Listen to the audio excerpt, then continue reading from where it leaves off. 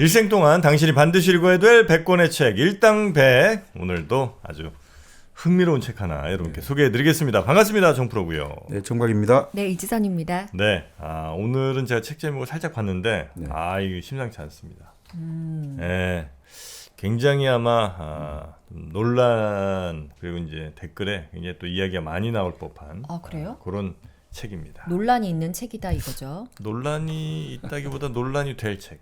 논란이 될 책. 네, 지금까지는 논란이 안 됐는데 일당백 이후로 이제 논란이 좀 알겠습니다. 될 겁니다. 네. 자, 오늘은 어떤 책 소개해 주십니까? 네, 뭐 지금 최근 항저우 아시안 게임도 열리고 있지 않습니까? 네. 그리고 또 영화 1947 보스턴 개봉도 하고 있지 않습니까? 네. 이게 결국 공통점이 스포츠죠. 아시안 게임에서도 뭐 핵심이 마라톤이고 네. 1947 보스턴도 결국 1936년 베를린 올림픽에서 동양인 최초로 마라톤 금메달을 땄지만 가슴에는 태극 그리지 못하고 일장기 히노마루 이것만 참 안고 슬슬이 올라가야 됐던 비운의 네네. 송기정 마라톤 송기정의 이야기들인데 네. 결국 이 스포츠야말로 가장 우리를 뜨겁게 만들잖아요. 그러니까 참 저는 뭐 별로 안 뜨거워지긴 하는데 그러면 2002년도에 안 뜨거워지셨어요? 나는 그때 스포츠 때문에 뜨거워지지는 않았어요. 그럼 뭐 때문에 그 뜨거워졌는지. 주변에 있는 사람들 때문에 뜨거워졌지. 네. 스포츠는 나는 별로 재미가 없어요. 그 스포츠는 네. 근데 이제 물론 이렇게 자유주의자들이 있습니다. 자유주의자들. 근데 이제 스포츠야말로 사실은 사람을 특히 근대에 있어가지고 민족을 탄생시킨 데 가장 큰 그리고 민족을 유지하는 데 가장 큰 역할을 하는 메커니즘이죠. 이 스포츠 경기를 보면서 어떻게 됩니까? 적과 우리, 적을 통해서 우리가 느껴지고 우리는 하나가 되잖아요. 네. 예를 들어 우리 2002년 월드컵 때 네. 전 국민이 뭐 대한민국 우린 이걸로 하나였죠. 그렇게 되는 거죠. 우리는 13번 우리 축구가 몇 명이죠? 11명이잖아요. 11명. 우리 몇 명인지도 모르겠어. 아니 알고 있어요. 12명 12번째 우리 뛴다고 아유, 해가지고 그때 그런 얘기 많이 했죠. 감성 자극. 아니 나는 그렇죠. 이제 뭐 나도 그 2002년 때 다른 때보다는 그래도 좀 비교적 재밌게 본 것 같긴 해요. 네. 워낙 이제 뭐 주변 분위기가 막 이러니까. 근데 뭐 쿨해 보이려고 그런다 뭐 이런 얘기를 많이 듣는데 그냥 난 재미가 없어. 그러니까 재미가 없다고요? 그러니까 야구를 보든 네. 축구를 보든 그 뭐 한 90분 뭐 혹은 뭐 더 오래 하잖아요. 와, 그 오랜 시간 동안 그걸 보고 있는 게 너무 힘들어. 사실은 근데 힘들 수도 있는데 그 힘들게 느껴지는 게 있는 거잖아요. 네. 그게 뭘까 이거죠. 스포츠는 기본적으로 경쟁이잖아요. 네. 사실 경쟁이 싫으니까 제가 그런 오랫동안 하는 것 자체를 몰입하기도 힘들어질 수도 있죠. 뭐 그럴 수도 있겠죠. 네. 예. 근데 사실 스포츠야말로 어떻게 보면 우리가 인간의 어떤 놀이 중에서 네. 경쟁 본능을 가장 극대화시킨 거잖아요. 룰이 있고 그 룰 안에서는 좀 서로 룰만 하여튼 최소한의 룰만 지키면 거기서 너가 수단과 방법을 안 가리고 승리를 하면 되는 것이잖아요. 그러니까 이 스포츠야말로 적과 나와 남을 구분하는 가장 좋은 메커니즘이고 또 우리를 만들어내죠. 그걸 통해서. 피아를 구분하면서 네. 우리를 또 이렇게 결속시키고 네. 제가 아마 그 DNA가 좀 없나 봐요. 그러니까 저는 게임도 재미가 네, 없어요. 네, 네. 네. 게임도 결국 이제 그런 맞습니다. 게 좀 필요할 텐데 그런 것도 좀 재미가 없고 그 여성을 만날 때 그걸 하나의 게임이라 생각하면 너무 재밌잖아요. 어떻게 여성을 게임이라 게임이 생각해요? 돼서. 그건 안 되는구나. 정말 문제의 발언이군요. 우리 지선 씨. 아니 저 같은 경우에는 스포츠를 안 좋아하는데도 네. 그렇게 나와 적 네. 그리고 우리나라 이러면은 뭐 엄청 흥분하고 그래요? 네, 손에 막 땀을 쥐면서 응원하는 편이거든요. 그러니까 어떻게 보면 지금 우리 정프로님 네. 같은 경우는 이럴 수가 있죠. 자유주의자들일수록 네. 이렇게 편 나누고 패 나누는 걸 싫어하잖아요. 그래요. 자 스포츠의 말로 그 PR을 나눠야 되잖아요. 네. 나와 남을 대표적인 나누고 우리와 거죠. 그들이 나눠져야 되잖아요. 네. 자 그러면 결국 이 한국 사회에서 특히 아니면 한국 사회를 떠나가지고 이 근대 사회를 살아갈 때 이게 결국은 제일 중요한 게 피하 식별이 가장 중요하거든요. 근데 그게 안 되는 자유주의자들 같은 경우는 결정기일 때 아무도 도와주는 사람이 없어요. 왜냐하면 내 편이 없으니까. 도와주지 마. 나 필요 없어. 아니 그러니까 조직화를 할 수가 없잖아요. 아. 그러니까 정치하고는 가장 안 맞는 사람들이 그렇죠, 이런 거죠. 그렇죠. 정치는 예. 기본적으로 집단화 조직과 편가르기를 해야 되거든요. 정치의 기본은 우리 칼 슈미트 말 맞더나 일단 피하 식별부터 먼저 해야 되거든요. 네. 그러니까 사실은 그래서 한국 사회에서 자유주의자들이 살기가 이런 스포츠가 득세할수록 사실 힘들 수가 있어요. 피하 구분을 계속 강요하고 어떻게 보면 그걸 요구할 수가 있으니까. 네. 그러니까 그 뭐죠 국회 그 조기 축구에 여기도 장난 아니더라고요. 네. 국회? 국회에도 네. 당연히 축구 좋아하는 분들이 많을 테니까 네. 조기 축구회 같은 거 하나 봐요. 네. 유명 정치인들이 또 축구를 잘하나 봐요. 그게 축구가 가장 강력한 퍼포먼스입니다. 스포츠 중에서. 네. 그래서 하여튼 정치인들도 굉장히 그런 축구 이런 걸 좀 좋아하는 것 같고. 네. 네, 근데 저는 뭐 하여튼 그쪽 저 예전에 그 심지어는 라스베가스 저 가봤잖아요. 네. 게임 하면 약간 이기면 더 흥분하고 지면 그 막 빨리 이걸 이겨보려는 뭐 이런 마음이 막 생겨야 되잖아요. 네네. 전혀 생기지 않아요. 음. 그냥 빨리 요 자리를 벗어나서 네. 딴 거나 구경해야지. 뭐. 아무튼 특이하신 분이긴. 아니 그러니까 사실 뭐 근대 스포츠라는 것은 기본적으로 국가주의와 남성 중심주의를 재생산하는 가장 핵심적인 메커니즘이죠. 그러니까 사실 그게 싫을 수도 있고 지금 아까 정치인들 또 스포츠 많이 좋아하지 않습니까? 네네. 그리고 여러 가지 정치적 성향이 강한 분들일수록 집단을 좋아하니까 특히나 축구가 가장 뭐 강력한 퍼포먼스가 되는 게 축구는 기본적으로 팀 스포츠이긴 합니다만 또 네. 개인의 역할이랄까 개인의 역량이 발휘가 될 수 있기 때문에 그게 이상적으로 조합되어 있다고 보는 거죠. 그래서 이제 뭐 축구 같은 경우가 가장 이제 핵심이 되는데 자 바로 그런 의미에서 결국 우리 같은 경우도 지금 대한민국 그리고 한민족 이런 민족주의 하는 게 우리는 한 거의 뭐 5천 년 전부터 왔다 이 생각하잖아요. 네. 그래서 사실은 민족주의를 공부하는 입장에서는 도구적 민족주의라 해가지고 이 민족주의가 만들어진 건 한 몇백 년이 안 된다고 봐요. 어떻게 보면 이제 글로벌하게 아니면 우리나라? 전체적으로 다 보면 우리 세계사적 차원에서 보면 그래요. 민족주의를 원초적 민족주의, 원초주의적 관점에서 보면 뭐 옛날부터 같은 말 쓰고 같은 땅에서 같은 네. 풍속을 가지고 산 게 민족 아니냐라고 보는 관점이 하나 있고 사실 민족주의라는 것은 이제 근대 국가가 결국 네이션이 이 국가를 가장 효과적으로 작용하기 위해서 사람들을 한민족이라는 같은 태도를 만들어야겠다. 이렇게 하면서 이제 결국은 태동됐다고 보거든요. 그렇게 따지면 사실 나폴레옹 이후 이제 민족주의는 확산되기 시작했던 거죠. 그러니까 약간 좀 제가 그냥 이게 어렴풋이 판단할 때 좀 그런 것 같아요. 이 민족이라는 게 사실은 우리를 규정짓는 게 아니고 네. 타 사람들, 그러니까 우리와 좀 다른 사람들을 지칭하는 목적으로 민족이라는 말이 원래 예전부터는 좀 쓰였는데 예를 들면 뭐 저 여진족이니 여진족 사람들이 스스로 여진이라고 하진 않을 거 아니에요. 그러니까 중국에서 혹은 뭐 우리나라에서 부를 때 무슨 저 오랑캐의 의미로 하여튼 그렇게 이제 뭐 남만 뭐 북쪽 뭐 이렇게 이제 부르는 것처럼 네. 저 유럽 같은 데서 자기네를 부르는 그 민족의 의미가 아니고 우리와 다른 사람들 이런 사람들을 뭐 샘족이니 뭐 이렇게 이제 나눠서 우리 아닌 다른 사람들 부르는 그 의미로 민족이라는 게 쓰이다가 네. 말씀하신 것처럼 이제 우리 민족 뭐 이런 게 시작된 거는 진짜 한 200~300년? 네, 네. 네, 그 정도밖에 안 되는 것 같더라고요. 맞습니다. 그러니까 네. 보통 그렇게 이제 많이 보고 있는데 또 이제 그런 민족주의에 관해 가지고 또 이제 원초주의를 채택하는 입장에서는 말이 안 된다 이렇게 이제 또 뜨겁게 항변하시는 분들이 하고. 많겠습니다만, 근데 사실 이 유럽의 역사를 한번 살펴보고 이렇게 보면 그 민족주의라는 것들이 어떤 식으로 해서 이게 만들어졌는지 뭐 이런 것들 아주 이제 프랑스 혁명하고 긴밀하게 관련 맺고 있거든요. 그래서 지금 사실 우리가 어떻든 우리가 민주주의 체제라는 거를 네. 채택하고 있지 않습니까? 네. 결국은 민주주의 체제의 근간이 된 게 결국 프랑스 혁명이고 그렇게 보다 보면 우리가 민족이라 말하는 것들이 사실 지금 말씀대로 공동체라는 거는 기본적으로 그냥 우리끼리 만들어지는 게 아니고요. 지금 말씀대로 남과 구별할 때 우리가 만들어지거든요.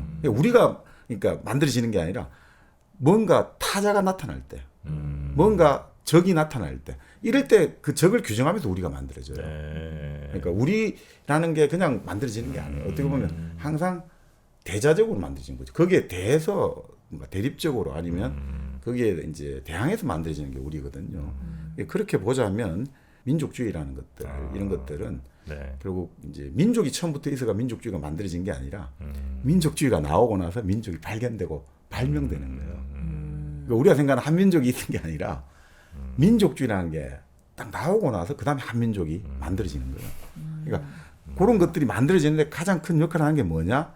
근대에서 스포츠란 말이죠. 네. 그래서 오늘 이제 사실 다룰 책은 성균관 대학의 천정환 교수님의 조선의 사나이거든 풋볼을 차라. 그런 제목이 있어요? 네. 조선의 사나이거든 풋볼을 차라. 풋볼을 차라. 이게 이제 예전에 일제 강점기 시대에 개백이라는 잡지에 나온 제목이거든요. 기사의 제목이에요. 그러니까 뭐냐면 한국 사람들, 조선 사람들이 그 당시 서양이랄까 일본에 비해서 열등하다 이런 의식들이 많았잖아요. 네. 자, 그런데 근대적 의미에서 이제 20년대부터 본격적으로 이제 축구 경기 여러 가지 보급이 되고 이런 여러 가지 야구, 축구, 농구 이런 것들이 보급이 되면서 네. 참 조선 사람들이 공을 잘 찬단 말이죠. 잘 차요? 네, 잘 찼죠. 어. 금방 이제 이게 일본을 격파하기 시작하는 거죠. 오. 자, 그러다 보니까 그 당시에 이제 결국 우리가 지금까지 조선이라는 참 유약하고 그래도 결국 우리가 식민지가 된 거 아니냐 했는데 그러면 여기서 우리가 약하지 않다. 우린 열등하지 않다. 이것들을 증명해 주는 게 뭐냐? 바로 스포츠란 말이죠. 그 중에서도 축구란 말이죠. 그래서 조선의 사나이거든 풋볼을 쳐라. 네가 조선의 사나이라면 풋볼을 쳐야 된다 이거거든요. 이렇게 해가지고 결국은 이제 이 스포츠를 통한 민족주의가 만들어지는 것들. 그리고 그것이 우리는 참 근대라는 것이 식민지 하에서 형성됐잖아요. 네, 네. 그래서 뭐 식민지 근대화론자들 여러 가지 뉴라이트 이런 식의 좀 왜곡된 사관들도 나오고 있습니다만 결국 이 식민지라는 것과 근대라는 것들 이런 것들이 참 모순적으로 만들어지면서 우리의 어떤 발전 경로라는 것들이 뭐 모든 나라의 또 모든 민족의 발전 경로라는 것들이 뭐 정상적이다 이런 건 존재할 수는 없습니다만 네. 어쨌든 그런 어떤 왜곡과 파행을 겪고 왔는데 그 와중에서도 이 스포츠를 통해서 우리의 민족주의는 어떻게 만들어졌고 또 일제는 일본 제국주의는 이것에 대해서 어떤 식으로 반응을 했는지 이걸 아주 한국의 1920년대, 30년대, 40년대 역사를 가지고 이 천정환 교수님이 아주 재미있게 특히나 이제 아까 말씀드린 1947 보트넷 영화에서 네. 본인은 결국은 세계대회 우승을 일장기를 달고 했습니다만 결국 1947년 보스턴 마라톤 대회에서 제자를 결국 우승시키지 않습니까? 손기정 선수. 손기정 선수의 이야기가 있죠. 가장 핵심은 1936년 8월 그 베를린 올림픽에서 마라톤 금메달을 딴 이 손기정, 이 일본 당시 이름으로는 기태의 손이죠. 이 손기정을 둘러싸고 어떤 식의 민족주의 신드롬이 일어났나? 그리고 그것들에 관해서 그 신도림이 가능하게 된 배경은 무엇이었나? 그 전사는 무엇이었나? 그것은 1919년 3.1 만세운동, 그리고 1926년 60 만세운동 이런 것들이 깔린 상태에서 1930년대 도시화가 진행되고 그리고 여러 가지 우리의 스포츠라는 것들이 하나의 어떤 민족이란 걸 형성하는데 하나의 큰 어떤 계기가 되었기 때문에 딱 1936년 8월 달에 손기정 선수가 금메달을 따자마자 전국적인 뭐 제주도부터 저 한경도까지 다 완전히 막 하나가 돼버렸다는 거죠. 그래요. 그것들이 결국은 그 경험들이 결국 지금 우리가 1988년 올림픽, 2002년 월드컵, 그리고 뭐 정치적으로 치면 1960년 4.19, 그리고 87년 6월 항쟁, 또 2016년 촛불 집회 이런 모든 것들로 형성되고 있다는 거죠. 같이 모여가지고 우리가 하나다라는 경험들 이것이 결국은 한민족에게 있어가지고 어떤 식으로 형성됐는지를 아주 재미있게 분석하고 있습니다. 제가 예전에 조금 이 국가대항전 뭐 이런 이제 스포츠를 보면서 좀 가졌던 생각은 네. 지금은 이제 그 생각도 별로 안 하긴 합니다만 예전에는 좀 그런 생각했어요. 그러니까 이게 어느 나라와 이제 비교하거나 경쟁을 하려면 그 나라의 뭐 여러 가지 측정할 수 있는 것들이 있을 거 아니에요. 뭐 GDP도 될 수 있고 뭐 교역량이니 아니면 뭐 그 나라 갖고 있는 무슨 뭐 인프라 같은 거 여러 가지를 이제 복지 이런 것들 비교해야 되는데 사실 그거 다 비교하려면 너무 힘들잖아. 네. 근데 스포츠로 비교하면 너무 쉽잖아요. 단 눈에 딱 보이고 그러니까 1대0, 2대1 올림픽 하면 금메달 개수, 그렇지. 금운동. 네. 네. 너무 심플하게 되니까 이 스포츠로 그들을 이겼다는 생각을 심어주는 행위? 뭐 이런 거가 있는 것 같은 그런 약간의 불편함이 좀 저는 있었어요. 아니 맞습니다. 지금도 제가 아시안 게임 지금 방송하던 거 보고 왔는데 네. 거기 보면 어떤 선수가 어떤 선수를 이겼다 말이 안 나오고 한국이 일본을 이겼습니다 이렇게 나오거든요. 다 그렇잖아요. 우리가 좀 맞아요. 이상하게 생각했던 게 왜 항상 누가 선수가 선수를 이긴 건데 맨날 한국이 일본을 이기고 한국이 중국을 이긴다 이렇게 나오거든요. 그 진행하시는 캐스터들 항상 그냥 자동으로 그렇게 나온단 말이죠. 국가가 국가를 이기는. 결국은 민족 실력의 척도가 스포츠라는 거죠. 지금 말씀대로. 그러니까 이것은 우리를 그러니까 이렇게 보시면 될 것 같아요. 1910년에 만국을 했지 않습니까? 만국을 했을 때 그때 뭐냐 이거죠. 만국을 했다. 우리는 약하다 이거죠. 약하다. 우리는 실력이 없고 우리는 약하다. 그럼 우리는 본래 약했는가? 그런데 이제 따져보니까 조선왕조 500년간 숙문경무였다 이거죠. 글을 숭상하고 몸이랄까 무술, 무 이런 것들을 기본적으로 경시했다 이거죠. 멸시했다 이거죠. 네. 자 그러면서 항상 사람들이 약해졌다. 약해지고 또 이게 체력을 가지고 부딪혀야지 사람이 열성이 생겨난다 이거죠. 우리가 흔히 말하는 승부욕, 네. 호승심이라고 하죠. 반드시 이겨야겠다. 근데 근대의 핵심은 뭐냐 이거죠. 자본주의의 인간형의 핵심은 뭐냐 이거죠. 자본주의가 가장 좋아하는 인간은 뭐냐 이거죠. 그 근대사에 가장 좋아하는 인간은 합리적 인간이 아니에요 사실은. 우리가 합리적으로 계산자라고 이성적인 인간이 아니고. 말 잘 듣는 애죠? 아니죠. 뭐요?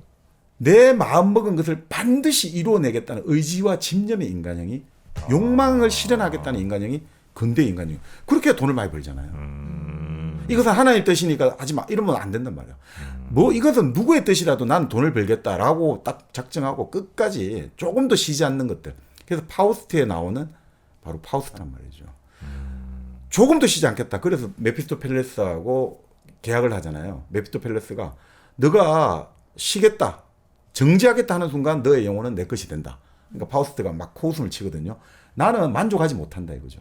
나는 이 세상 모든 걸 다 알고 싶고 이 세상 모든 걸 다 그거 하고 싶기 때문에 내가 만족이란 건 있을 수 없다. 그래서 사인을 한단 말이죠. 근데 결국 이제 파우스트가 그 자기 욕망으로 그 개간 그 땅이 바다 갯벌이 다 이제 땅이 되는 걸 보면서 그때 그 순간 그런 이야기를 하잖아요. 멈추어라 그대는 아름답도다. 멈춘단 말이에요. 이제는. 그러니까 그런 것들에서 이제 뭐 여러 가지 나오는데 결국 자본주의적 인간의 핵심은 멈추지 않는 인간이에요. 욕망을 위해서 끝까지 달려간단 말이죠. 자, 그런데 우리는 결국 약한 인간이고 그 약하다는 건 뭐냐? 우리는 도덕에 사로잡혔다. 네. 성리학의 도덕에 애매해가지고 결국 우리는 아무것도 못했다. 우리는 돈을 많이 벌고 우리는 뭔가 힘을 가지고 이런 것들을 너무 천시했다. 그래서 결국은 나라가 망했다. 그래서 결국 나온 게 어떻게 하면 그럼 우리는 강한 한국인이 될 것인가? 강한 조선이 될 것인가? 그래서 나온 게 사실은 조금 길어집니다만 이광수와 김동인이 그래서 사실은 중요한 겁니다. 이광수의 소설 무정이 최초의 근대 소설이라고 하지 않습니까? 1917년. 그 주제는 말이에요. 어떻게 하면 그럼 우리는 강한 조선이 될 수 있는가거든요. 그래서 결국 핵심은 뭐냐? 유학 가자는 거예요. 유학을 가서 생물학을 공부하고 교육학을 공부해가지고 우리는 지금 모자란 게 뭐냐? 바로 서구 문명에 우린 지식이 모자란다. 그것을 가지고 와가지고 우리가 이 지식을 가지고 우리 이 민중들에게 나눠주면 우리가 강해질 수 있다라고 본 게 하나 있었고 김동인의 첫 번째 소설 제목은 약한 자의 슬픔이에요. 엘리자베트라는 여자 주인공이 나오는데 그 정말 약하게 뭐 그런 거 있지 않습니까? 뭐 결국 가정교사로 들어갔다가 일종의 성폭행을 당하고 재판을 했는데도 또 이제 재판에 패소를 하게 돼요. 그러면서 나는 왜 이렇게 약한가? 결국 나는 항상 누군가의 눈치를 봤다. 그래서 이제 눈치를 보지 않겠고 내가 살겠다. 이런 식으로 나온단 말이죠. 그래서 결국은 뭐냐? 내 마음 먹은 대로 반드시 이루어내겠다는 인간이 강한 인간이란 말이죠. 근대 이후에. 근대 인간. 그래서 그런 것들이 사실 이광수와 김동인이 우리나라 근대 문학의 시작이라는 게 아주 의미심장하고 그 주제는 문학 자체가 아니에요. 바로 한국 사회하고 그 당시에 조선 사회는 강한 사람을 어떻게 만들 것인가. 그게 모든 사람들의 정신이 그게 꽂혀 있었던 거죠. 근데 그런 것들이 사실 하루아침에 만들어질 수가 없잖아요. 그 방법이 뭐냐라고 할 때는 방법을 못 찾는 거죠. 근데 그 방법을 찾기 위해서 이제 그 20년대부터 3.1 운동도 이렇게 보고 유학도 갔다 오고 쫙쫙 하는 거죠. 근데 유학을 갔다 오고 나서 전부 다 조선 총독부에 한마디로 말해서 식민지 지식인이 취직이 안 되잖아요. 타협을 해가지고 친일파가 되어서 취직하는 거. 그 말고는 답이 별로 없거든요. 나머지 여러 가지 하지만 탄압이 너무 심하고. 자, 그 상태에서 외국 유학을 갔다 와갖고 지식을 하는 것도 별로 지금 보니까 호의호식하는 개인적인 출세밖에 안 되는 거고. 자, 그렇다고 또 공부를 한 사람들이 갑자기 이 모든 것을 다 때려치우고 저 만주벌판에 가서 독립운동하기엔 또 너무나 그것도 좀 현실을 좀 넘어서는 것들이 많고. 자, 그럴 때 이강수가 1930년대 네. 이건 이제 주로 서울대 외교학과 최정원 교수의 책에 주로 나온 내용입니다만, 그 이강수가 강한 한국인을 조선인을 만드는 방법이 그 소설 유정에 나온다고 보죠. 소설 유정의 주인공 채석이 그럼 어떻게 하면 강한 인간이 되느냐? 결국 이렇다는 거죠. 내가 한쪽 마음에는 애욕이 일어난다 이거죠. 에로스가. 내가 친구의 딸인데 내가 이제 키웠는데 얘가 너무 이쁜 거예요. 갑자기 이제 여인으로 느끼기 시작해. 네. 근데 나는 교육자고 나는 도저히 이럴 수 없어. 그러니까 한쪽 이성의 마음으로 억누른다 이거죠. 그런 게 결국 어떻게 이 사람이 나중에 너무 괴로워가지고 저 바이칼 호수까지 가요. 더 이상 이제 사회에서 완전히 냉대받고 저 나쁜 놈 어떻게 저럴 수가 있느냐 교육자인. 그래서 바이칼 호수까지 와서 결국은 초인적인 의지로 그 욕망을 억누르고 결국 이제 죽음을 맞이한단 말이죠. 그러니까 결국은 강하다는 건 뭐냐? 내 마음 먹은 대로 한다는 것은 결국은 하나의 가장 강력한 어떤 에로스의 욕망이 있고 그 에로스의 욕망을 내 이성으로 억누르 가지고 정말 내가 마음 먹은 대로 내가 정말 나는 이런 인간이 되겠다고 했을 때 그 인간이 되는 거잖아요. 내 그 욕망을 억누르는 그 욕망이야말로 최고의 욕망이잖아요. 욕망 메타 욕망이잖아요. 그것이 바로 이제 강한 한국인이 만들어지는 것, 비결이 된 거죠. 이제는 아니면 이제 그 1930년대 유행했던 유명한 연재 소설 임꺽정처럼 나오는 거죠. 네. 임꺽정처럼 이제 공부 이런 거 필요 없어. 공부 필요 없는 게 반항과 정말 뭐라고 할까 타고난 어떤 능력과 경험을 가지고 지식, 지성 이런 거 필요 없어. 그 공부 배워와가지고 전부 친일파가 되고 이거 필요 없이 우리 그냥 딱 모여가지고 한번 으쌰 해보자. 그런 반지성주의로 나가는 것들. 이런 흐름들이 강한 한국인의 표상이 되었는데, 그래서 그 강함이라는 것들은 결국 이제 이강수식으로 말하면 이제 욕망을 억누르면서 더 큰 욕망을 쟁취하는 인간. 또 하나는 지식과 지성에 얽매이지 않고 타고난 능력과 자기가 겪은 경험에 의존해 갖고 이 세상을 헤쳐나가는 그런 어떤 반지성주의적 인간 이렇게 됐는데, 그 상징이 딱 이제 우리 눈앞에 드러난 게 누구냐면 바로 송기정이었어요. 이제 조선인은 전 세계를 상대로 이겼다고 보는 거예요. 세계 마라톤에서 우승을 했으니까. 이것은 단순하게 그 당시 친일파의 거두였던 윤치호조차도 이것은 조선 청년의 승리고 세계에 대한 우리 조선의 승리다. 이런 정도로 다 하거든요. 그래서 그래요? 강한 조선의 상징. 강한 한국인이 되고 싶었고 강한 조선이 되고 싶었는데 결국은 1936년 8월 10일 날 우리는 달성을 해버린 거예요. 이제 우리는 강한 인간이 된 거죠. 그 다음에 한국 사람이 얼마나 강해졌습니까? 강해졌잖아요. 그래서 어떻습니까? 해방되고 나서 서로 내전 일으키고 서로 막 죽고 죽이잖아요. 그래서 결국 막 치열한 이념투쟁, 좌우투쟁을 했고 결국 전쟁까지 일어났잖아요. 1950년 한국전쟁으로 서로 동족산장까지 300만을 서로 죽고 죽인단 말이죠. 그만큼 한국 사람이 강해진 거예요. 아니, 그 이후로 이제 한강 기적까지 한국 사람이 어마어마하게 강해진 거죠. 이제 너무 강해진 문제죠 지금. 아니 근데 그 손기정 선수의 우승에 네. 그때 당시에 야 조선의 승리다 이런 얘기를 할 수가 있었었나요? 있었습니다. 그런데 바로 그렇게 해가지고 그게 가능하게 된 게 결국은 그 문화민족주의라는 것들이 일제하고 타협을 해가지고 흔히 말하는 조선일보, 중앙일보 이런 개량적인 민족주의 국내에서 어떤 실력을 키워가지고 우리가 일본에게서 우리의 어떤 실력을 키우자. 요 흐름들 속에서 계속해서 그것이 움직이고 있었거든요. 네네. 그 상태에서 이제 결국 이제 송기정 선수의 우승으로 그게 딱 드러나면서 이제 이게 딱 나온 거죠. 그러면서 나온 게 뭐냐? 결국 한 보름쯤 지나가지고 일장기를 말소해버린 거예요. 이 사진에서 일장기만 없으면 너무 좋겠다, 그죠? 빨간 요 일장기만. 그래서 청상 뭡니까? 그 용액으로 이걸 지워버린 거죠. 신문에서. 신문 사진을. 네. 그래서 이제 조선 총독부에서 이때 조선 총독부는 1936년 시점이 일본에서 좀 이따 말씀드리겠습니다만 일본도 이제 본격적인 군국주의로 가는 전 단계였거든. 그때까지가 약간 문화 통치 뭐 이런 거 할 때인가요? 예, 문화 통치를 20년대 하다가 네. 1929년에 이제 전 세계적 공황이 일어나면서 예. 1931년에 이제 일본 제국주의가 만주 사변을 일으켰죠. 그러면서 이제 일본의 군국주의 경향이 어느 정도 가속화되기 시작했어요.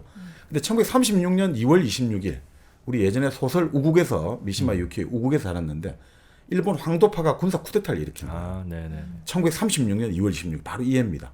이러면서 어떻게 됐냐면 이제 이제 황도파의 군사 쿠데타를 지나면서 이제 내각이 완전한 이제 군인들이 내각을 좌지우지하는 걸로 바뀌어 버렸어요.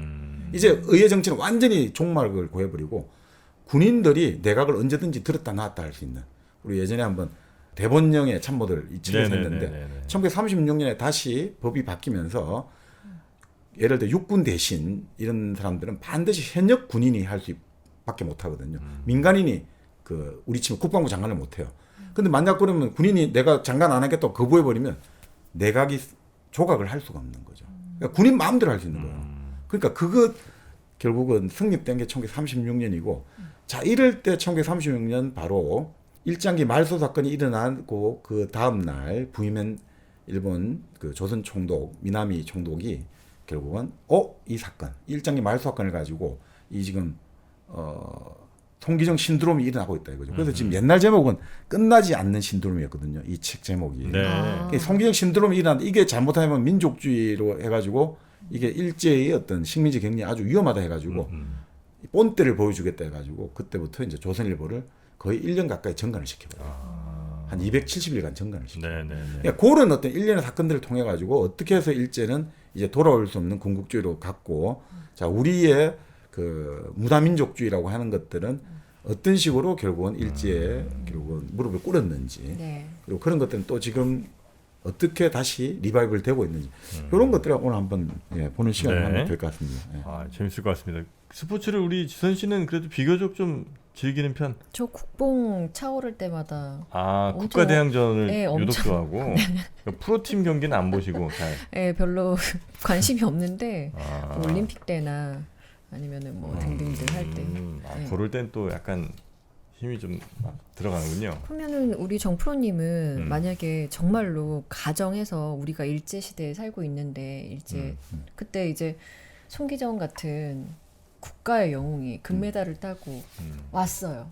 그때도 국뽕 안 차오르시고 응원 안 해요? 다른 얘기인가요, 이거는? 뭐 그럴 수 있겠지 모르겠어요. 그 상황을 이제 가정을 네. 못 해보니까 근데 뭐 그렇게 억눌린 상황에서 우리 중에 누군가가 해외에서 아주 돋보이는 역할을 하고 왔다면 그건 이제 힘이 될 것 같은데 만약에 그 상황이면 마구 좋아하기도 좀 힘들 것 같기도 하고. 아니, 저는 지금과는 완전 다를 거라고 생각해요. 제가 아니 우리 모두가 지금처럼 스포츠를 그냥 응원하는 그런 마음이 아니라 송기정은 약간 국가의 영웅, 더 위대한 사람 이렇게 될 것 같아요. 저는 그냥. 여기서 그때 그래 된 거죠. 그러니까 완전 영웅 만들기가 됐다가 그래서 이제 이 위기를 느낀 조선 총독부가 이제 구체적으로 개입하는 과정들이 나오죠. 그래요. 예. 좋습니다. 그러면 오늘 이 책 원래 예전에 나왔던 책 제목으로는 네. 끝나지 않는 신드롬이고 네. 그리고 이제 이름이 좀 바뀌어서 나온 것이 조선의 사나이거든. 하나이거든 풋볼을 차라. 풋볼을 차라. 네. 이런 제목으로 지금 이제 책이 나와 있고 요 책과 관련해서 아마 1947 그 보스턴 이런 영화들도 아마 좀 나왔다고 좀 보면 될 것 같습니다. 자 그러면 어떻게 뭐 일제 또 1920년대 이때부터 이야기가 시작되나요? 요 책은 나름 서사적 구성을 아주 재밌게 하고 있어가지고 딱 이렇게 시작하죠. 1936년 8월 9일 일요일 밤부터 시작을 하는 거죠. 36년? 네, 바로 아. 마라톤이 네네. 베를린 마라톤 대회가 열리는 그 시각으로 딱 돌아가고 있는 거죠. 그때가 나치 있을 때죠? 바로 히틀러가 이 나치의 그 게르만 민족 자기들 아리아인의 우월성을 증명하려고 그 1936년 베를린 올림픽을 어마어마하게 정치적으로 악용한 거죠. 그래서 뭐 사실 그 베를린 올림픽은 어마어마한 기록을 많이 세웠습니다. 최초로 전 세계 이제 방송을 그 올림픽 실황 중계를 통출한 1932년 로스앤젤레스 올림픽에서는 그 실패했거든요. 미국에서 하려고 했다가 그게 안 됐어요. 실황을 했어요? 그러니까 생중계? 생중계를 하는데 어떻게 했냐면 이런 식이죠. 이게 풀로 다 못하고 여기 나옵니다만 그 당시 일본 NHK가 있잖아요. 그래서 이제 NHK 우리가 그 당시 서울에 경성 방송국이 있지 않습니까? 그러면 하루에 2번씩만 실황 중계를 하는 거예요. 밤 11시 그 다음 날 오전 6시 반 이렇게 하루에 2번씩 1시간씩만 실황 중계를 하는 거예요. 그래도 어떻든 전 세계를 향해서 송출했다는 게 대단한 거죠. 위성도 없는데. 네. 와, 그럼 어떻게 무선으로 한 거죠. 와. 그리고 1930년 이럴 때 무선으로 최초로 이제 사진을 송출받아 가지고 이제 일본에서 신문들이 그 사진을 이제 인쇄를 하기 시작한 거죠.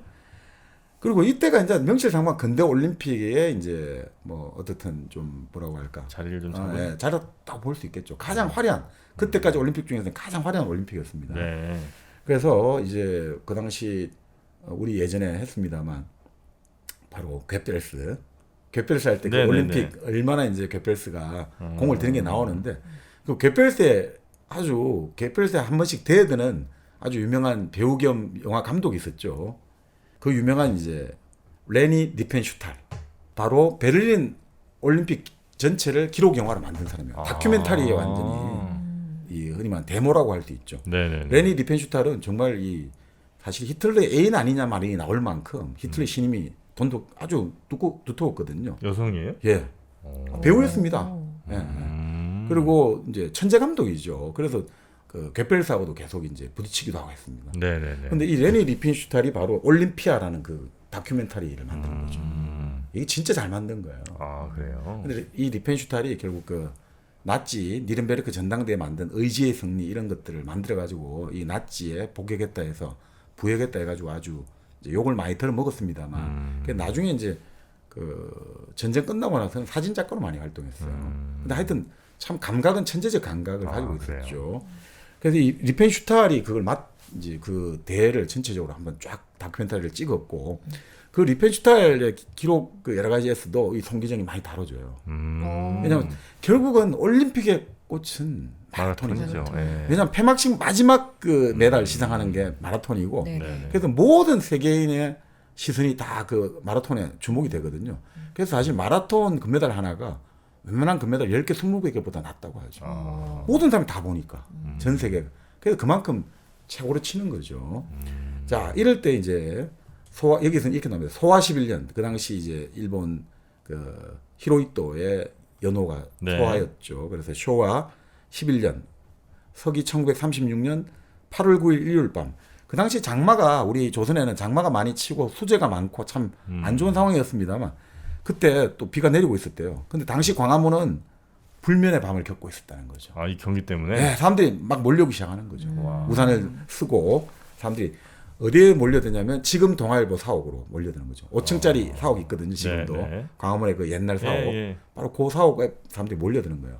2층 창문에 스피커를 달고 이제 그 방송을 해주는 거죠.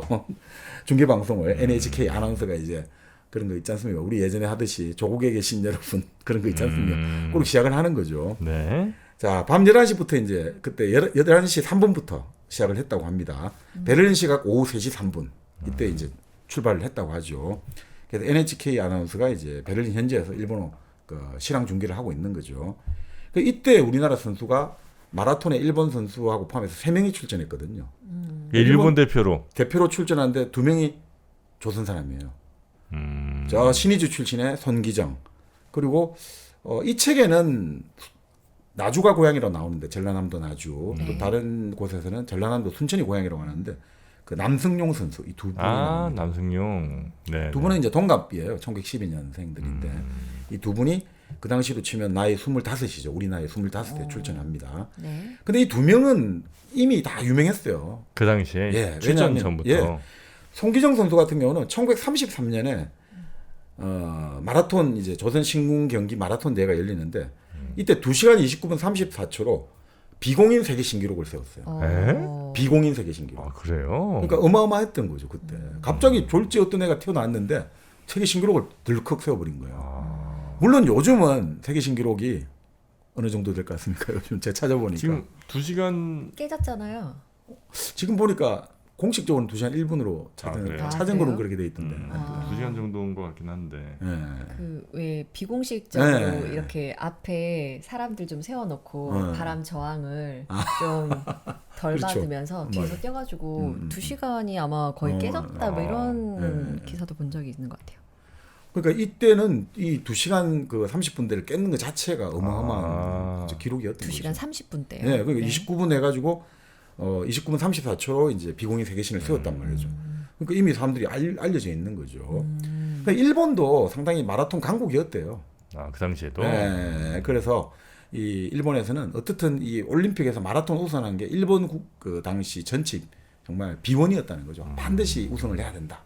이런 정도로 마라톤에 대한 투자가 굉장했다는 거죠. 네. 그러니까 당시에 유력 후보는 결국 이제 바로 송기정, 그리고 32년 LA 대회 때 우승했던 아르헨티나의 자바라, 그리고 영국의 하퍼, 이 세 명을 이제 우승 후보로 꼽았다는 거죠. 그래서 그렇게 꼽았지만 아까 말씀드린 그 베를린 그 영화, 그 올림픽 영화를 만들었던 레니 리펜슈탈 같은 경우는 송기정에 계속 포커스를 많이 맞췄다고 하죠. 아무래도 얘가 제일 유력하다 보니까. 자, 이때 이제 결국 뭐 아시다시피 뭐 베를린 올림픽 열릴 때 이게 막 정치적으로 오염됐다고 했잖아요. 당시 7월 달에 스페인 내전이 일어났어요. 근데 나치는 8월 1일 베를린에서 개막했잖아요. 평화의 제전 아닙니까? 네. 3일 날 바로 군함을 스페인에 보내가지고 프랑코 반란군을 지원하겠다. 이걸 대놓고 하는 거죠. 자, 그리고 뭐 아시다시피 아리아 인종의 이제 우수함을 보여야 되니까 이때 정말 그러니까 백인들 이런 데 포커싱이 갔거든요. 근데 이걸 사실 결국 뒤집은 사람이 뭐 일본은 같은 자기들 동맹 거의 이제 같은 방공 동맹이긴 합니다만 어쨌든 송기정 같은 경우는 황인종이고, 그리고 미국의 제시 오웬스라고 그 당시 100m, 200m 사관왕을 했거든요. 멀리. 흑인 아니에요? 흑인입니다. 네. 그래서 완전히 이제 그 히틀러 코를 납작하게 만들어줬죠. 자, 어쨌든 경성방송국은 8월 2일 밤부터 조선 전역에 이제 실황 중계 NHK 아나운서를 이제 연결해 주기 시작합니다. 그러니까 이럴 때 여기서 그렇게 나와요. 그 당시 송기정 선수가 나이가 25이잖아요. 네. 근데도 양정고보에 재학 중에 아주 나이 많은 학생이에요. 고등학생으로 생각하시면 될 것 같아요. 네. 뭐 고보라는 게 고등보통학교이긴 합니다만 뭐 요즘 지금 중학생인데 어쨌든 하여튼 그때 4학년인가 있었다고 하죠. 자, 그럴 때 바로 양정교보에 아주 유명한 우리 이제 무교회주의자 아주 유명한 그 성서 운동가였던 김교진 선생도 이제 양정고보 선생님이었거든요. 이 바로 이제 제자의 승리를 기원하면서 라디오를 켰다 이렇게 나오죠. 그러니까 이 책에서 보면 이상도 나오고 김교신도 나오고 그리고 윤초도 나오고 일제시대를 살아간 사람들이 이 송기정을 어떤 식으로 바라봤는지를 같이 나와요. 왜냐? 이때 다 송기정으로 다 한마음이 됐다 이런 거죠.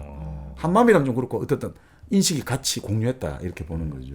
일본은 이렇게까지 될지를 몰랐었나 보네. 당연히 뭐 어느 시간 차이가 많이 안 나거나 하면 그냥 네. 일본 선수들 내보냈을 텐데 네. 자칫 잘못해서 조선 선수 내보냈다가 이 막 민족의식 막 이렇게 고양되고 좀 예를 들면 시위 같은 게 막 많이 생길 수도 있잖아요. 네네. 그런 거에 대한 생각을 그때는 일본이 하지 못했었나 보네요. 아닙니다. 32년 LA 올림픽 때도 네. 사실 일본에서 일본 대표로 3명이 나갔는데 그때도 조선 선수가 2명이나 있었어요. 아 그래요? 예, 그때도 권태야, 김원배 이 2명이 같이 참가를 했어요. 근데 그때 이 일본 선수 위주로 작전을 짜다가 결국 일본 선수가 5등하고 우리 조선 선수가 6등, 9등 했거든요. 아 그때도 그랬어요. 우리 선수들이 일본 선수를 밀어주는 그런 전략이었군요. 뭐 하여튼 작전에서 그래서 여러 가지 그때 그 예를 들어 권태하 선수 같은 경우는 아주 그래서 이제 유감이 많아가지고 또 일본 선수하고 감정이 안 좋아졌고 또 일본 선수는 일본 선수대로 조선인 둘이 나를 무시했다 이렇게 안 좋아져가지고 좀 안 좋았죠. 근데 사실 그래서 일본이 나중에 말씀드리겠습니다만 이 선수 선발할 때 어떻게든 조선 선수를 떨어뜨리려고 근데 너무 잘하는 거예요. 각각 선발대 할 때마다 송기정 1등, 남성용 1등 해보니까 어떻게 할 수가 없잖아요. 그래서 마지막 어떻게 꼼수를 쓰냐면요. 일본 선수 한 명을 더 추가해가지고 베를린까지 가가지고 다시 또 30km 뛰게 해요. 거기서 최종 3명을 뽑겠다는. 어떻게든 조선인 2명은 하기 싫어가지고. 참 그렇게까지 꼼수 씁니다. 네네. 자, 근데 어쨌든 이렇게 나오는데 35년에 그러니까 36년 나가기 전에 35년에 그 도쿄에서 이제 올림픽 선수 선발할 때 경기 출전할 때 이제 결국 그 우리 참 김교진 선생 아주 유명하신 분입니다. 나중에 김교진 선생 일생을 가지고 또 이야기를 해도 참 좋은데 이 김교진 선생이 그때 이제 제자의 마라톤 뛸 때 같이 따라간 거예요. 그 따라가서 다른 이제 선생님하고 2명이 택시를 한 대 대절을 하는 거예요. 택시 한 대 대절해갖고 그때는 이랬나 봐요. 그 마라톤 선수 뛰지 않습니까, 송기정? 네, 네. 그러면 뛸 때 선생님 얼굴을 바라보고 뛰면 힘이 난다 해가지고 창문을 열고 택시가 송기정 선수 앞에 이제 달려가고 있는 거죠. 그러면 송기정 선수가 따라 뛰는 거죠. 그리고 그때는 택시 안에서 뭐 음식이나 이런 물을 줄 수 있나 봐요.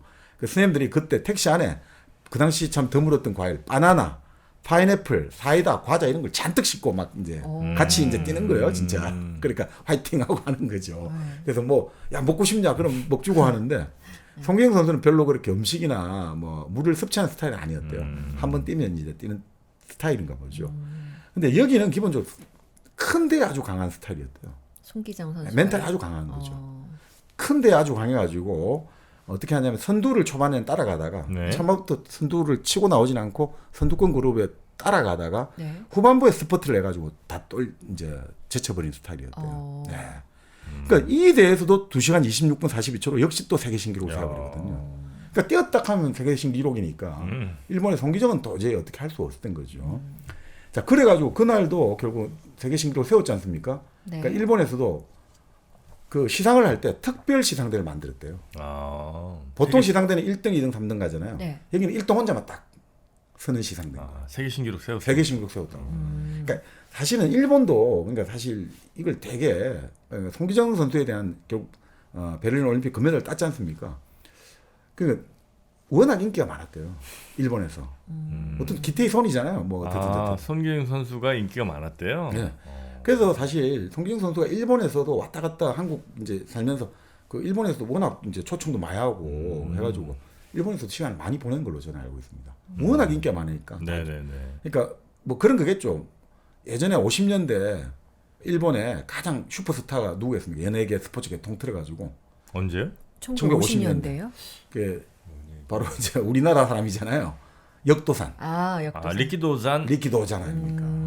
왜냐하면 일본이 미국에 져가지고 그 열등감, 우울감이 있는데 역도산이 나타나가지고 막 미국 선수들 막 뭡니까 당수로 막 다 제껴버리니까 우리 영웅이 돼버린 거죠. 자기들의 영웅이 됐다 이거죠. 그래서 하듯이 송기정은 자기들의 비원을 어떤 동양계가 최초로 마라톤에 우승을 했다 이런 게 마라톤을 최고로 치잖아요. 어쨌든 그렇죠. 그러니까 예. 거기서 우승했었기 때문에 인기가 좋았다는 거죠.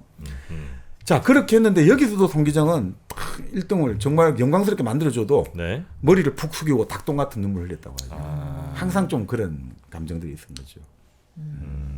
그 식민 지배를 받던 그 청년의 그렇죠. 그렇다고 뛰지 않을 수도 없고 네. 울분을 어떻게 표출할 수도 없는. 사실 송기정 선수 같은 경우는 그 24살 때 그 양정고보를 다닐 때 2년 전이죠.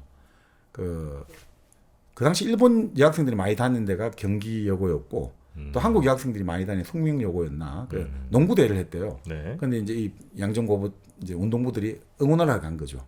근데 아주 우리 이제 조선 처녀들이 일본 그 학생들을 압도적으로 이제 이겼다 이거죠. 그러니까 갑자기 일본 심판이 경기를 중단시키는 거예요. 이 응원이 너무 시끄러워가지고 경기 더 이상 못 하겠다고. 그래서 송기정이 나서가지고 막 항의를 한 거죠. 그걸 항의를 하니까 갑자기 다른 어떤 일본 관계자가 갖고 막 이제 거칠게 이제 막 밀어붙이니까 송기정이 멱살 잡은 거죠.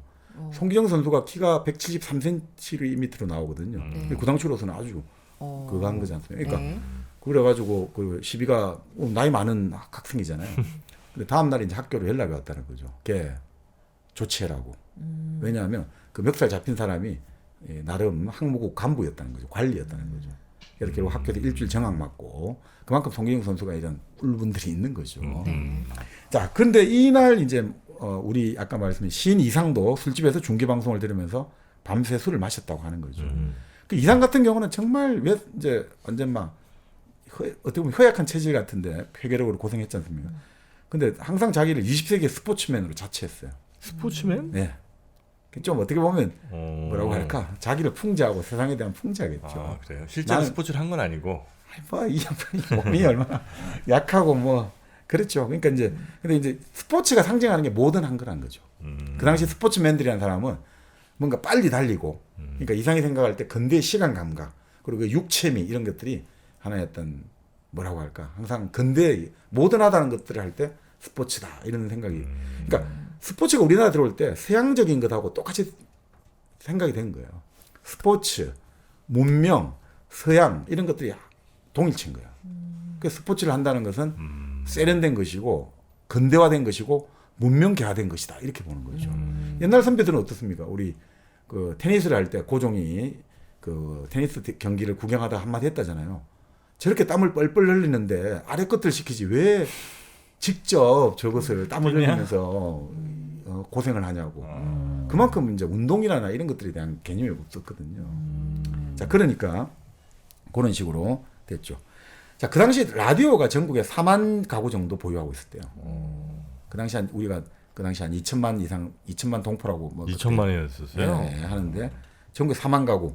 신문이 그 당시 이제 조선중앙일보가 있었는데 그게 1등이었대요. 3만 한 2천 부. 동아일보가 3만 1천 부.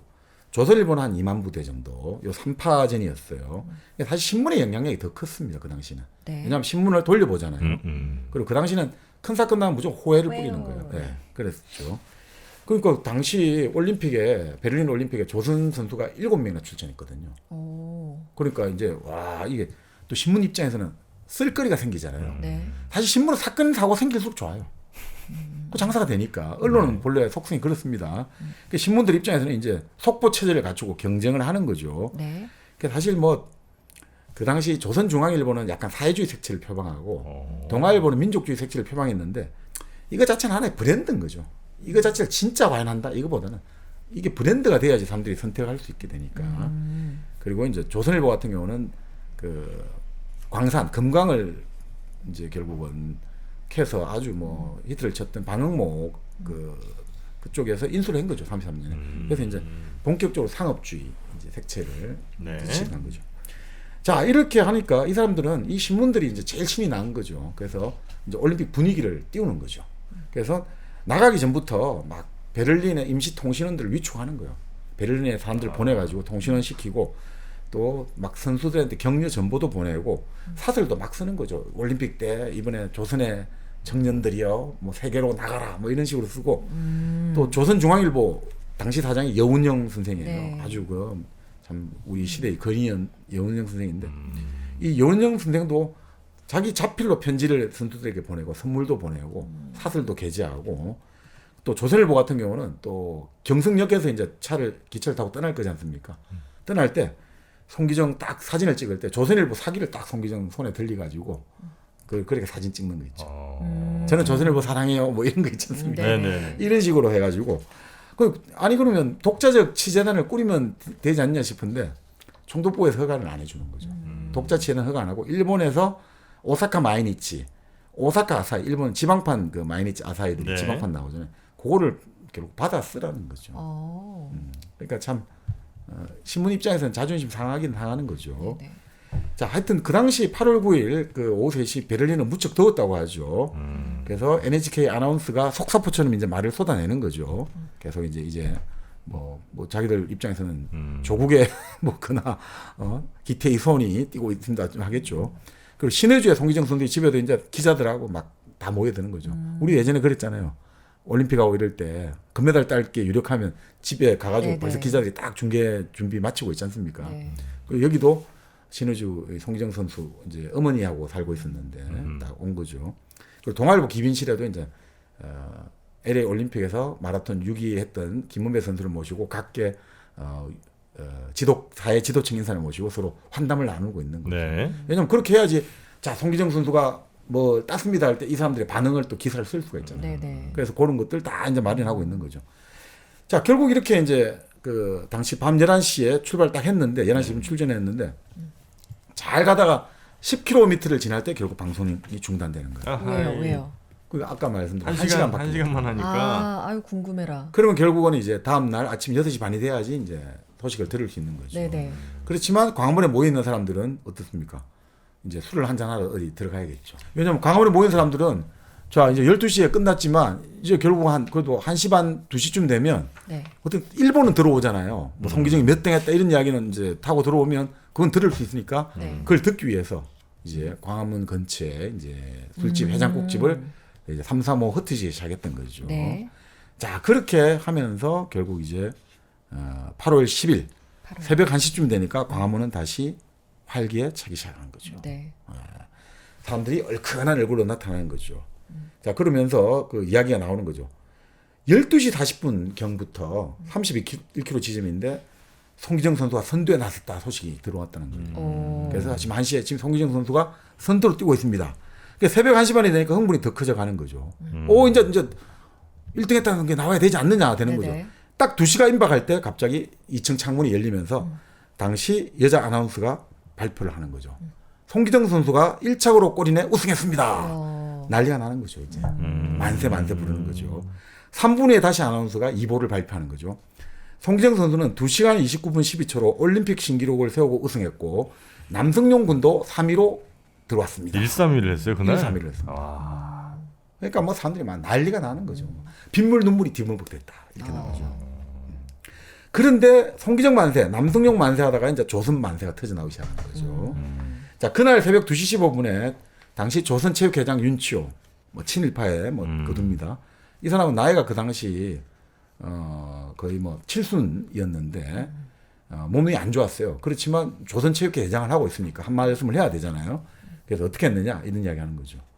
송기정 군의 우승은 조선 청년의 앞날이 우승하였다는 예언이자 산교훈입니다. 우리 조선의 청년이 전 세계 20억 인류를 이겼다는 것이라 우리의 기쁨과 감격은 이 이상 없습니다. 라고 이 친일파도 그런 이야기를 하는 거죠. 네. 이러면서 이제 이때부터 사람들의 신드롬이 시작되는 거죠. 사실 왜 그러냐면 아까 말씀드린 대로 우리가 항상 열등한 민족이다 이런 아까 모두에 말씀드렸습니다. 이런 자학이 많았지 않습니까? 왜 그러니까 우리는 식민지가 되었겠지 했는데 이것을 치유해 주는 게 뭐냐 이거죠. 이것을 결국 치유해 주는 게 스포츠거든요. 아까 우리 정프로님 말씀하셨듯이 어쨌든 가장 객관적으로 딱 척도가 되니까. 자, 그러니까 사실은 이 민족적 열등감을 치료하는데 스포츠만큼 좋은 치료제가 없는 거죠.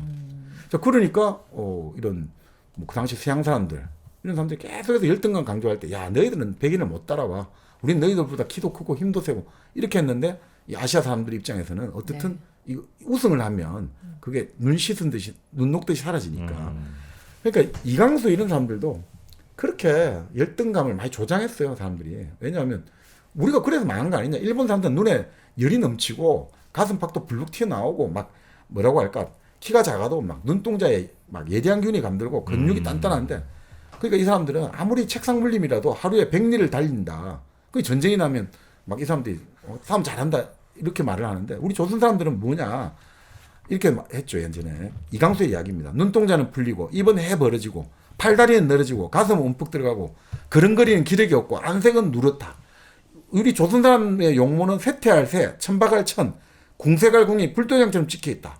그러니 우리 조선 민족이 어떻게 다른 민족과 경쟁하고 살아남겠는가. 그러니까 우리는 요만 요꼴이 되어가지고 식민지가 되었다. 이런 식의 열등감을 계속 불러일으켰거든요.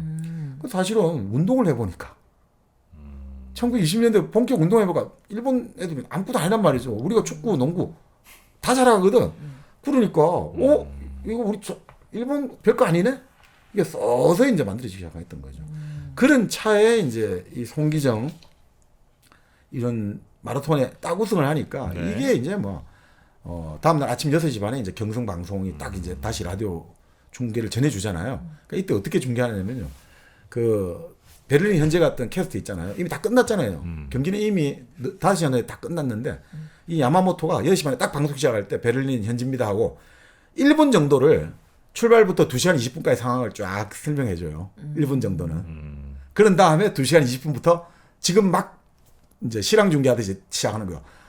송기정 선수 지금 선두를 질주하고 있습니다. 하퍼 선수 따라오고 있습니다. 이런 식으로 한 8분 9분을 계속 말 다시 해주는 거예요. 사람들에게 다시 이야기를 다시 한 전 상황을 다시 들려주고 그런 다음에 이제 톤을 높여가지고 결국 1등으로 들어왔습니다. 이게 되는 거죠. 네. 그러니까 이제 조선 방방곡곡은 다 알게 되었고 이제 인터뷰가 벌어지게 되고 이러는데 이게 유명한 게 나오죠. 송기정 선수는 우승하자마자 그날 자기 아주 친한 친구 전라남도 나주에 사는 친구에게 엽서를 보냈거든요. 그날 손이 찍혀 있어요. 네. 딱 3글자예요. 슬프다. 딱 3글자예요. 그리고 느낌 감탄 그 있죠. 느낌표 2개 하고 물음표 하나. 슬프다 딱 나오고. 일본 사람들하고 인터뷰할 때는 막 그냥 뭐 네 뭐 성원 덕분에 이겼습니다라고 말하고 그 조선일보 인터뷰에서는 말을 못 해요. 그는 울음소리만 나왔다 이렇게 나오죠. 그러니까 뭔가 착잡하고 이중적인 감정. 그냥 이런 느낌들 아니었냐 이거죠. 그러니까 왠지 울고만 싶었던 그 조선인들의 심경 이것들을 이제 당시 송기정 선수가 대변하고 있었던 거죠. 그렇지만 더 이상 그 통제할 필요 없어. 이 감정을 넘어서지 않은 사람들은 이제부터 막 뭐라고 할까 이 환호성을 지르는 거죠. 호해가 막 뿌려지고 그러니까 그 당시 시문시인 상록수의 시문도 시를 소설도 썼습니다만 시문시인도 인제도 너희들은 우리를 약한 족속이랑 부를 테냐. 그러니까 이게 심리였던 거예요. 이제 봐라 우리 송기정이 세계 마라톤에 우승을 했잖냐. 이제 우리는 강한 조선인이 되었다. 이게 핵심이었던 것 같아요. 우리는 강한 조선인이다. 이제 우리는 더 이상 우리를 아무도 얕보지 못한다. 이것이 이제 송기정 선수의 그때의 강한 조선인의 의미 아니었나 싶습니다. 그것이 이제 민족주의 감정에 이제 불을 질렀다. 그 이후에 이제 지식인들이 글을 쓸 때 이제 좀 더 뭔가 송기정 선수에 대해서 막 쓰고 이런 게 있다는 거죠. 그렇게 하다가 이제 난리가 나겠죠. 이제. 이제 난리가 났나. 그 이제 민족주의가 이제 어떤 네네. 방향으로 튀느냐. 그러니까 사실 민족주의라는 것은 아주 연비가 좋습니다.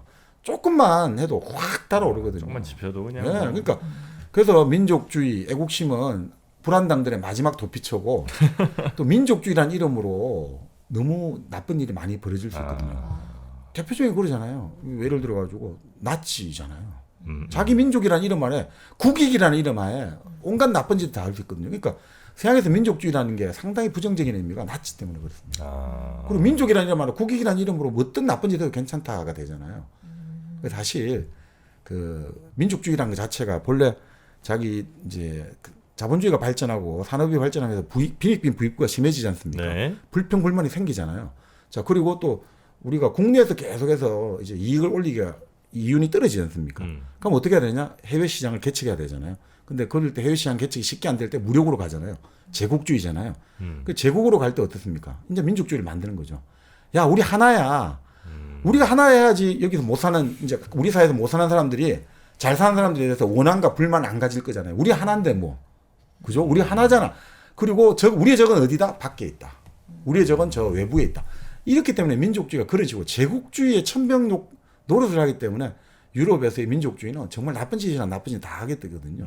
그래서 근데 사실 이 민족주의라는 게 그 정말 조금만 방향 핀트가 돼버리면 정말 그거는 위험해지거든요. 위험하죠. 그렇기 때문에 결국 이제 여기서도 이 민족주의가 아무리 순화시키고 해도 있잖아요. 이 제어가 안 되는 게 이제 우리가 다시금 볼 수가 있겠죠. 네.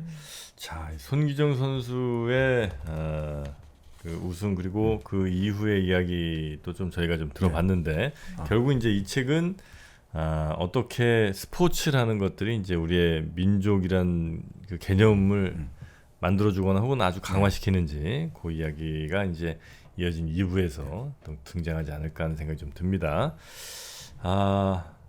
손기정 선수한테 만약에 지금 이제 뭔가 만나서 이야기할 수 있다면 네. 어떤 얘기를 좀 우리 지선 씨는 해줄 것 같습니까? 일단은 지금 배고프지 않냐? 또 임춘의 라면 얘기하려고 그러는 거예요? 아니요. 맛있는 식사 한 끼 대접해 대접해드리고 싶다. 드리고 싶네요. 네. 네. 맛있는 식사람 저는 소선당 한우 한번 추천해 주시면 어떨까 싶네요. 네. 소선당 한우 먹고 세계신기록 또 한번 네. 세우고. 네. 우리 손기정 선수 1936년에 네. 세계 신기록으로 마라톤의 역사를 새로 썼고요. 소선당 한우는 2+ 한우로 이 우리나라 정육 역사를 또 새로 쓰고 있는 것 같습니다. 네. 많이들 드셔보시고 일단 한번 드셔보시면 마음이 많이 좀 바뀔 것 같습니다.